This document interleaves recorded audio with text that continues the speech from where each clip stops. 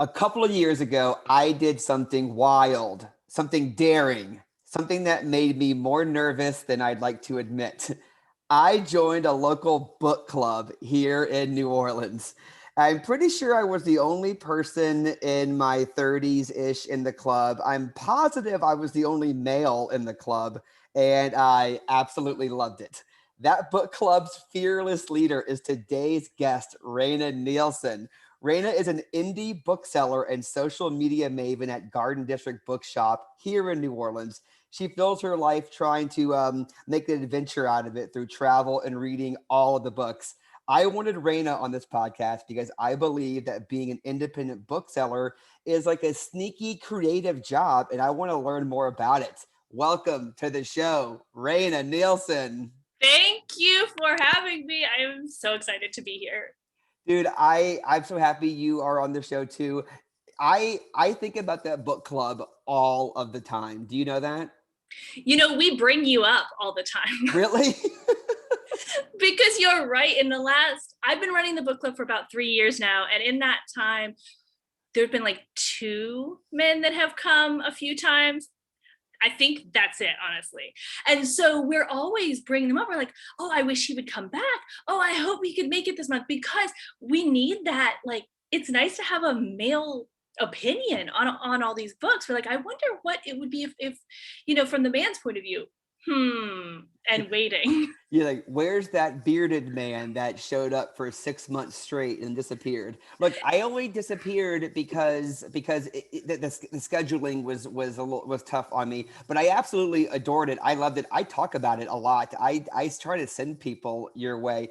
I'm sad it took me so long to take the plunge into doing a book club because I know this is like a no duh thing for you and anyone listening right now who has been in a book club, but it's really fun to talk to other people about books, something that is such like a solo journey. It's like, yeah, go to a book club. You want to talk about books? Go to a damn book club, you moron. They're fun. And you run a really good one. Well, thank you. I just sort of happened into it. I started working at the bookstore about 6 years ago now, and another bookseller was running it. And I sort of dropped in every once in a while, and that was fun. And then he moved to Oxford, Mississippi, and he's like, "You're the only bookseller who's been dropping in every once in a while. You want to do it?" And I'm like, "I guess that's what we're doing now." And at first it was like kind of intimidating. I'm like, well, now I have to finish the book. I have to really think about this. The pressure's on. But once you get in the groove, it's nice. And the book club is so, like, they're all really talkative, and the conversation flows pretty nicely. So my job is actually a lot easier than it may look. Yeah, I was also intimidated, but for maybe different reasons. I'm used to talking to people on stages. I'm used to like I'll do a comedy show anywhere. I've done them in the tiniest dive bars in the smallest cities and in like the biggest stages, like with where like it was really high stakes. But that first time I was at your book club and it was my turn to talk, I was like, whew. Don't say something stupid, like be smart, be interesting. I was way more nervous than I thought I would be. And so I have talked to people about like, yeah, if you're not doing something that makes you nervous or that scares you a little bit, like you totally should. That's not new information. But I have talked to fellow performers and I've been like, you want a different kind of high? You want a different kind of challenge? Go to a damn book club because y'all need to be reading more anyway, but go to a book club because every time I talked, not that there was pressure from you or from anyone else there, but I just felt like I need to have something to say. You can't just like I don't know, just like repeat something that someone else said or just have like a really like half baked thought. It's like you want to be a part of it. You want to be a part of that little society. So I was surprised at how nervous I was. I felt that early on too, even as a Well, bookseller. you When felt it we from used to me or for talk. yourself? Oh no, for myself, when I wasn't running it, I was just sort of dropping in the first few times. I felt the same way because even as a bookseller, for the most part, I get to talk about the books I definitely want to talk about. Like if you come in, I'm going to try and sell you something I already know how to talk about. But book club kind of forces you out of your comfort zone because you don't know what book you're going to put. Maybe you liked it, maybe you didn't want to read it and you forced yourself through it. And now, yeah, you're on the spot for a minute And whatever the preconceived notion about book clubs, is right or wrong, you do feel like it's highbrow. You feel like your first impression is it's intellectual. We're only reading like, you know, literature of the highest caliber, which is not true. I mean, we read stuff that's fun. Our book club votes on what we read. So the club picks its own book. So, but you do feel that way early on. The pressure's on, like, to sound like you know what you're talking Yeah, about. I love it whenever someone has something really like striking to say. Like some of the people in the club were just like, when it was their time to shine, they just went for it. And I was always like, oh my gosh, Deborah, or whatever. Right? I'm making it the name, but it was just Yeah. like that. It was like, hell yeah, girl, get it. It was. I felt like, I encourage everyone listening to this to join a book club wherever you live. It's like a really sweet way to support a local bookstore, which is important, but you'll also meet a ton of people. But I also think it's fun to be like the fish out of water for me in that moment, um, because it was like, I don't know, like everyone kind of builds their own community and their network around them. And then like you turn around, you blink, and then it's like, oh wow, I'm around the same safe people all the time. So it's nice. It's nice to be like, no, once a month I go and hang out with these ladies at the book club, and it's only weird like in superficial ways. It's not actually weird. It's really sweet Once and charming. Exactly. And like once you get over that sort of that preconceived notion, you're like, oh, this is pretty nice. I maybe 3 months after I took over, some of the ladies invited me out to dinner, and I didn't know they went out to dinner like every time after book club. I had no Awesome. idea, and they're like, did you want to, maybe you wanted to go with us? And I'm like, oh, cool, yeah, where? And they, oh, we're just gonna go. They would go down to like Theo's pizza place and grab some pizza after. And I was like, oh, but yeah, that's, thank you. And then after we got there, they're like, oh yeah, we go every time. We didn't know whether you would want to come, and I didn't know, like, we think you're cool, but like whatever. And I mean, these women, like you mentioned, like the median age is like 65 at Uh-huh. least. And so typically these are not like a group of people I would be going out with, but I had such a good time. Like after I got over that idea that, like, I was like, okay, these people we're not gonna get along as much because it's just such an age gap and I wouldn't know what to say. We're just talking books and pizza and I love it. whatever. And I'm like, oh, and then now it's so much fun. I can't wait till like COVID is totally like over and safe when we're back meeting in person. So I'm like secretly just hoping and waiting for the next month they invite me back out to dinner after a book club. That's really sweet. I love it. Everyone has that. I'm assuming everyone has that moment where it's like, oh, it's not a big deal to hang out with people who are, maybe even twice your age in some circumstances. Where it's like the great equalizer, and books are a really great equalizer. It's like, yeah, you can talk about this book with someone who you have nothing else in common with. You both read and love this book, or at least you have an opinion on it. Go to a book club and hang out. I have one more quick book club story that I want to get to some questions for you. Do Yeah. you remember the time? Okay, so the way it works, I'm assuming most book clubs are like this, where it's like when the bookstore says, okay, this month we're reading, this book X, then that book is discounted for the month because you want to go and buy the book from the bookstore that's hosting the book club. So I remember one of the last book clubs I went to, I went and bought the book that was the next month's book club, and did not really realize whether or not I got the discount. I just like assumed that I did because I was there at book club and that was the next book, right? And so so I buy the book, the club starts, and then I believe one of the owners came out, tapped me on the shoulder like during the book club, and I was like, "Oh, what's up?" And he was like, and he gave me a new Yes. receipt and some cash. He was like, "I did not know you were in the book club when you bought this book. I did not give you the discount for this book." And I was like, "Noted, sir." It was very sweet and funny because he was like, "This dude's not in the book club," and it was like, "This dude is in the book club and he's proud of it."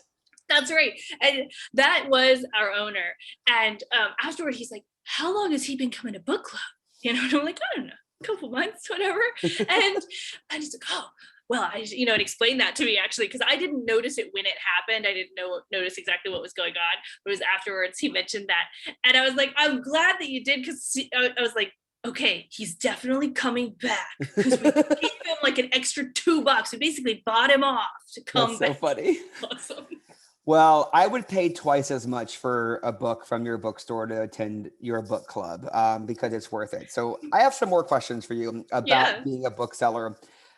I'm afraid this might be like the most basic question that a bookseller gets, but I still have to ask. Like, talk to me about the pressure, like the alleged pressure of having to have read every book that you are selling. Because like, what is that like when someone comes in and they say, like, it's easy, like the most logical comparison I think is like a record store. It's easy for someone who works at a record store to be like, yeah, that album was on all day yesterday. I did hear the Casey Musgraves album. I can tell you a little thing about it, but you can't say that for every single book. So what do you do? How do you navigate that? So there's like two answers to this. One is you make it up. The other one is it's not as hard. Once you've been working in a bookstore for a while, it's not as hard as it seems, because even if I haven't read the book, I get industry newsletters. We get industry magazines that come in every week. We get all of these publications and reps coming to the store. Now it's via Zoom, but they all come to the store and pitch us these books. So even if I haven't read it, a lot of times I have read an article about it. I've seen it in Publishers Weekly. Maybe the rep talked about it when they were there a few weeks ago, something. I have a general idea that it's about World War II and it's set in Paris, and there's a love story. I'm not really, and that's okay. You can give the setup, and a lot of times that'll be enough. Either they like it or they don't at that point. So how often do you ever feel bad? Do you ever feel like, oh no, I'm being asked about an obscure book or something that is like super new and not popular enough to where it's landed on my radar? Is there any anxiety like associated with that? So yeah, I mean, there's always that fear, and it happens. It does happen where somebody comes in and they mention a title or an author, or they'll mention an author that I should know his new book, and I'm like, oh my god, they have a new book. Like, are you sure? Like, I haven't heard anything about that, and I'm usually just like honest about it. Like, I'm not gonna have read everything, and everything isn't come across my desk. So sometimes there are things where I'm like, oh, are you sure? And I'm like Googling it, and they're right. It's coming out like next week, and it's an author I definitely should have known that was happening. But I'm just like, oh no, I bet we have it on order though. And usually we do, because our book buyer is, that's her job. It isn't necessarily to tell us about all the new books, but it's to make sure we're getting it in. So most of the time the bookstore is getting it in, even if I haven't actually seen it or heard of it yet. But I've learned just like honesty is like the best way to go with that. Just like, oh no, I missed it, no big deal. And thank them, because I do thank them. I'm like, you have actually taught me about a book. And that happens with new books that I think I should have known, or like, obscure older titles that I haven't heard of. And a lot of times it sounds like something I would like. And I'm like, I don't even know how I missed this. Thank you so much. Like, I'm going to order one of these for myself. Like, I'm definitely going to like check this book out. So that happens a lot. And in indie bookselling, the community in general is just amazing, with the other booksellers and the authors and the readers that come in. And that relationship back and forth is absolutely one of my favorite things about independent bookselling. So I do thank those readers for coming in and asking me about a book. Even if I don't, yes, there's some anxiety. And sometimes I'm like, oh man, I should have known that. But in the end, I'm happier that I learned it, no matter how that came across. Yeah, totally. So let's talk about your I asked you to like kind of recommend a book that you are feeling right now. You mentioned the new Austin Kleon book, right? Called Keep Going. Yeah. I actually have my little copy here. This is an advanced reader's copy I've had for like 2 years now. Ooh. But I love his stuff. Austin Kleon's really good. I have not. So speaking of not knowing someone had a new book, I did not know Austin Kleon had this new book until you told me. I'm a big fan of his. I met him a few times because I lived in Austin Oh, for a few really? years. So like we were on the same South by Southwest events a couple times. Um, I really enjoy his style. Mhm. So Steal Like an Artist, his first I think the newspaper blackout poem was his first actual book, but Steal Like an Artist is such a great book for anyone getting involved in a creative field. Even, like it's probably like on the Mount Rushmore of books that I think anyone in the creative industry should read, even if you think you shouldn't. It's like it kind of applies to a bunch of different disciplines. And the second one, Show Your Work, I thought was really, really appropriate with creativity. Tell me about Keep Going, which I imagine is about resilience, which is an important thing for creativity as well. Yes. And actually, what's really interesting is this was on my TBR for a while. Like I said, it came out in 2019, actually, but I didn't get around to reading it until it was during the pandemic. And I'm actually glad that I did because it fits so well right now in this idea that sometimes you just wake up and you're not feeling it. Like some days are just like that. You're not feeling creative or whatever that is, like sculpting or painting or writing or whatever. You're just not in. And that is okay. And that happens to everyone. And keep going. That's basically the general. If you wake up and you sit in front of your piece of paper and you draw 10 lines and then you can't just make them fit and it looks like crap, cool. Get up, move on, do something else, come back later that day, get up the next morning and come back the next morning. It doesn't make a difference whether or not you really created a masterpiece today. It makes a difference of whether you got up and you did it again. That is the overarching idea of Yeah. this book.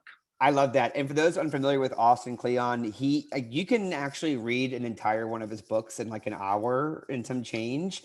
They're very short, they're very punchy, they're designed very nicely. It's like the kind of book that is a really great gift. It's a really good gift book because it fits, it just looks sharp.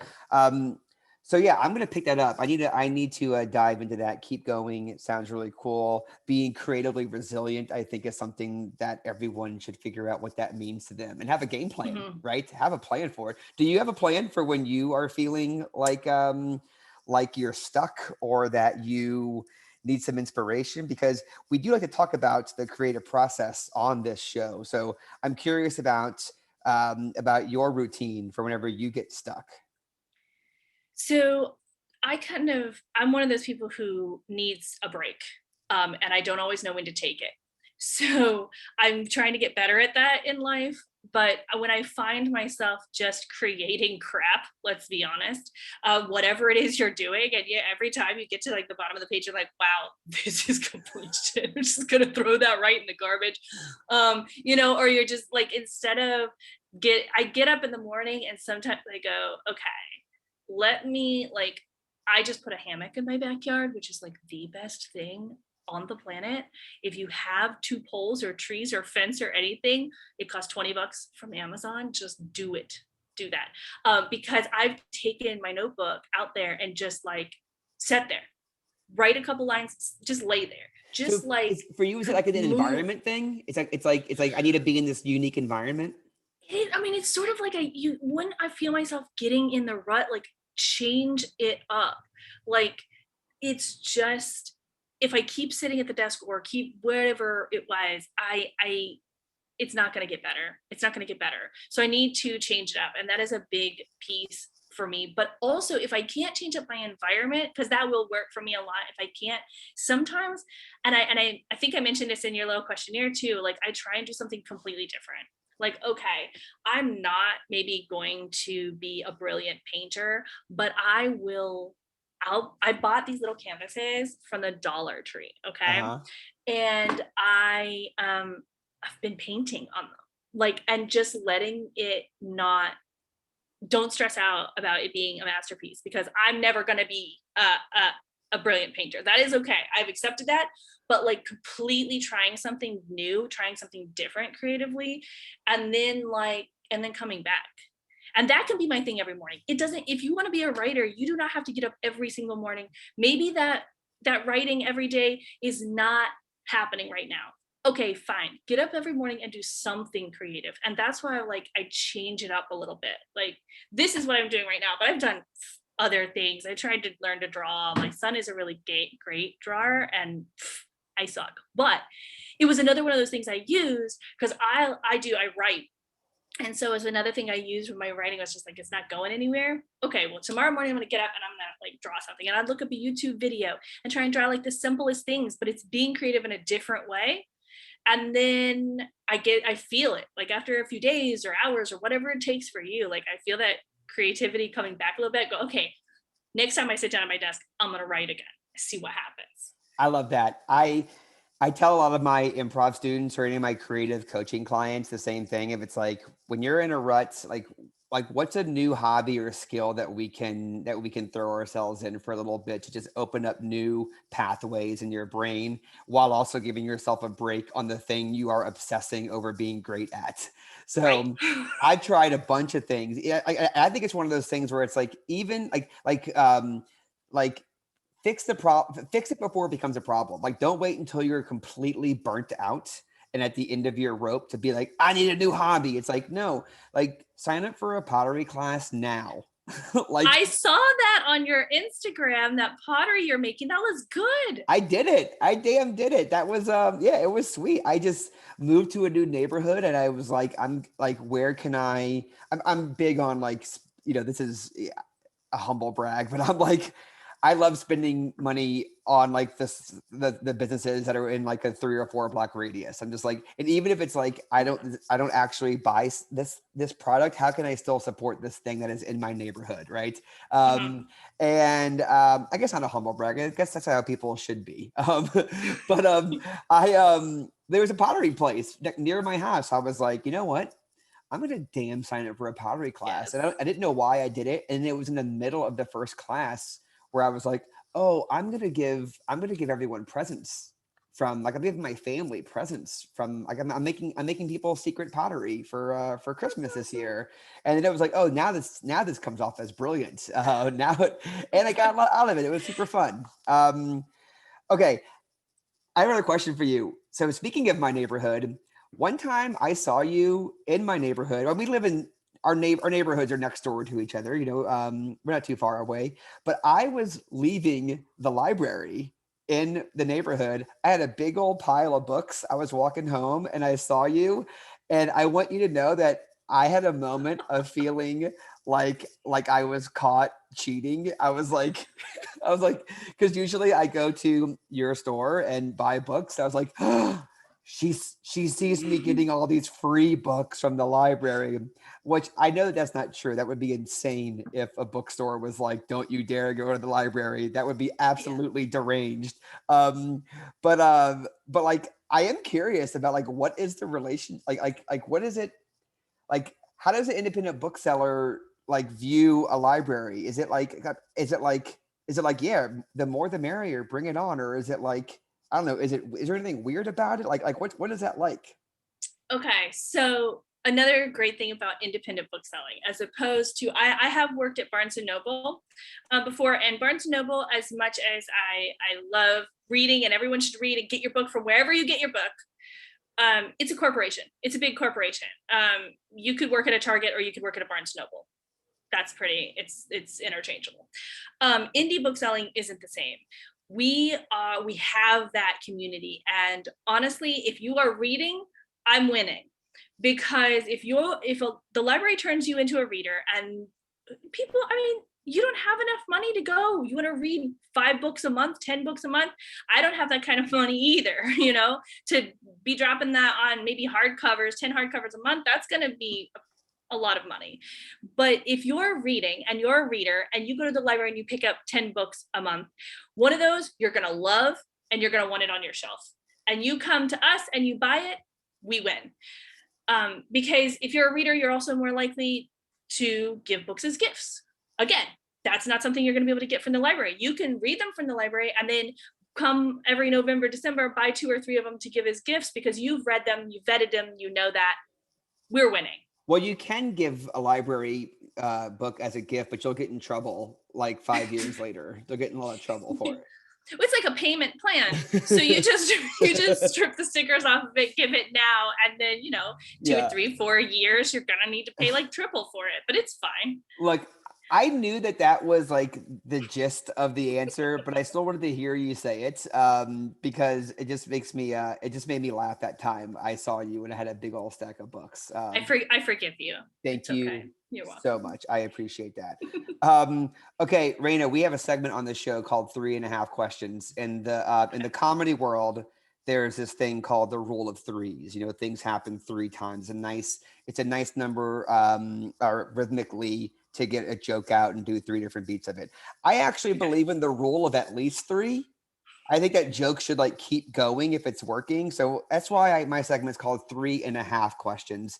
Don't overthink these. Just really easy. Just go with the flow here. My first question is food fight. Okay. What food would you get into a bar fight over? Someone comes up to you and they say, blank is complete trash. No one should eat it. And you're like rolling up your sleeves. You're like, we're going to bat on this one, boo. Mom's lasagna. Your mom's lasagna. My or mom's is there a place lasagna. called Mom's Lasagna? No, Okay. I mean my mom's lasagna. But if you come at me with like your mom's lasagna is no. Okay. No. What's so you don't special even about need it? to know. It's just good. Okay. I mean, we're not Italian. I don't know. I think growing up, my mom, she's not a big chef, but there were a few things she did really well, and lasagna is one of them. I love and, it. It's one of those ones you have a memory. She's a specialist. That's right. She's a lasagna specialist. Okay. Next question. This is the road trip question. Who is on your fantasy road trip and where are you going? So you take the wheel in this question. Like you don't have to put a body in every seat. It could be you and one other person. You could fill the whole car up. But I want to know who is in this vehicle with you and where are you going? Fantasy road trip. Okay, fantasy road trip is Gillian Anderson and David Duchovny, and we are going to travel to all of the like quirky, off the wall, like everything alien related, obviously. So you're going Bigfoot. To the Thing. You're going to the Thing in Arizona. You ever been there? Oh, yes. I'm going to the Thing. I'm going to the Bigfoot Museum. I'm going to we're going to hit that stuff. Like wall drugs and South Wall drug for sure. Basically every tourist trap plus alien sightings. Exactly. Yeah. And we got to just walk out into the field where like we read in an article that this is where some, old farmer saw some weird lights. We'll be like, yes. I love it. That is my fantasy road trip. That's a really great answer to the question. Perhaps my favorite answer of this season so far. Okay. Last question. Well, third question. Advice anthem. Okay. I want you to share some advice that you would give to someone who is interested in being an independent bookseller. Like someone is like, they love reading. They're interested in that profession and they don't really know like if it's for them or not. Like what's some advice you would give for someone in that position? I can teach you every single thing about independent bookselling, except for being a reader, loving books. So my advice is read inside your favorite genres, read outside your favorite genres, and that just embrace that part, love that part of yourself. And it's nerdy and that's okay, because as an indie bookseller, that is an asset. Everything else, I can teach you to run a register. I can teach you, how to shelf books. I can teach you all that stuff. The other things, that love of books, I can't. Yeah, I love it. Okay, question 3.5. What is the capital of New Mexico? Albuquerque. Boom. Oh, she nailed it. You absolutely nailed it. Wow, I would have been so mad if you asked me a capital of a state like I didn't just know off the top of my head. Is there one right now that you don't know? I'm not gonna say. Okay, fair enough. Was Bismarck? Is that a capital? It is, isn't it? North Dakota, right? Is it North Dakota? I don't know. I Is think it so. Bismarck, North Dakota? Yeah. Okay, sure. This sounds good. I No, got the Fargo fact checkers on it right now. No, the Fargo's is not the not. capital. Fargo's like New Orleans. Fargo's like the place in North Dakota, but not the capital. Right. You feel like it should be the capital, but Yeah. And that's the only thing Yeah. that Fargo and New Orleans have in common, by the way. Okay. The last thing I do on every episode of Hell Yes is I teach my guest a little bit of an improv exercise. Okay, And I'm very excited for this part. I actually went to school for theater. I love theater and improv, but I Awesome. haven't used my skills very much recently. So my thing is, I love this art form. I think that everyone in the world should try an improv class. There's something to take away from it, no matter what it is that you're doing. But I also know that improv is, it kind of needs a rebrand. It's like when people hear improv, they think of like matching t-shirts and like singing songs and like kind of like this over the top, like theatrical, like college troupe in a cafeteria vibes. And I'm like, that's cool. I'm not hating on that. I did that too. But like, I think now it's like, I want to reinvent this shit to be like, no, this is basically like productivity exercises. It's like a creative muscle that we're constantly working out. You want to learn how to be present and in the moment and how to accept and adapt change on the fly. Take an improv class and take a lot of them. So one of the exercises that I'm going to do for you, which I'm attempting to bridge all these worlds together, it's fairly simple and we're going to do it together. It's called Happy Birthday. Okay. This is a heightening and pattern exercise. So the way it works is we're going to give each other birthday presents, Rayna, but the birthday presents are going to follow a pattern that we're going to figure out together. So I'm not going to say what the pattern is. I'm not going to be like, it's going to be, colors and Mexican food. I want us to like figure it out together in the moment, just like a real conversation. But the other twist is that we're going to keep trying to outdo each other. So in the process, we're both winning. I mean, it's a one-upsmanship game, but in reality, we're doing this together. And so like improv wins because of our work together. So a quick example, if I were to say, happy birthday, Rayna, I got you a blue taco. You might say, happy birthday, Chris, I got you a red enchilada. And then I'm going to give you a bigger, like another color plus a bigger Mexican food. So by the end of it, maybe I would be like, happy birthday, Rayna, I got you a pink dome full of guacamole. It's like the things are going to keep getting bigger and bigger. Does that make sense? Yes. Cool. So it's and we just going to stay locked into this and keep going bigger and bigger and bigger, heightening. So to get us started, Rayna, happy birthday. Happy birthday, Rayna. I got you a Snickers bar running for city council. Well, thank you so much, Chris. Happy birthday, by the way. I got you, one of those like giant Reese's cups that is running for mayor. Thank you so much, Rayna. Happy birthday. I got you a chocolate Easter bunny, that is that's running for Senate. Well, thank you.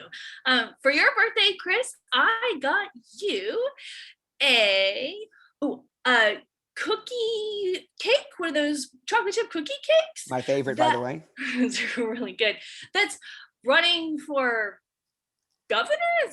Yeah. Thank you so much, Rayna. Well, that's perfect, actually, because for your birthday, I got you a wedding cake that is the president of the United States of America.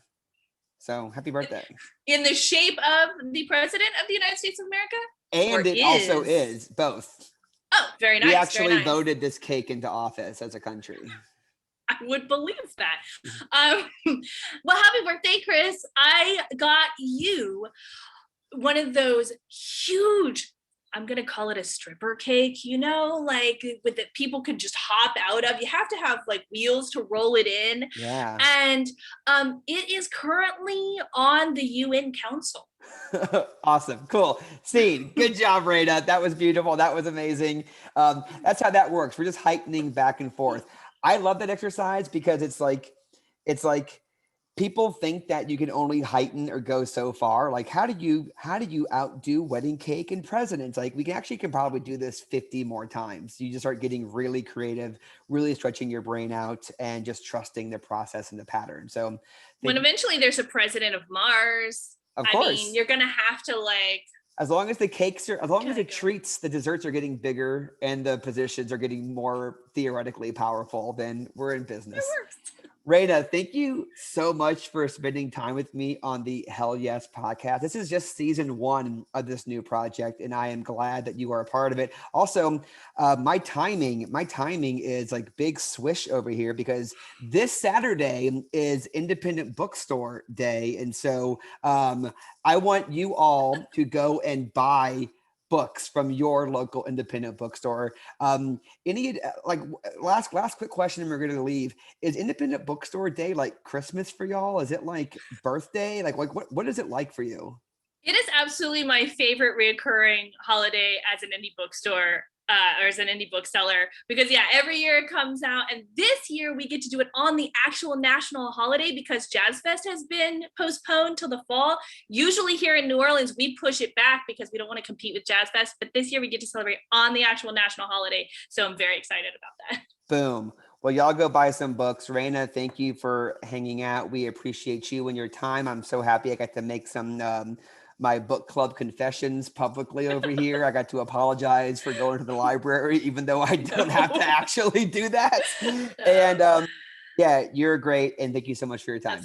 Thank you very much for having me. It was fun. Thank you.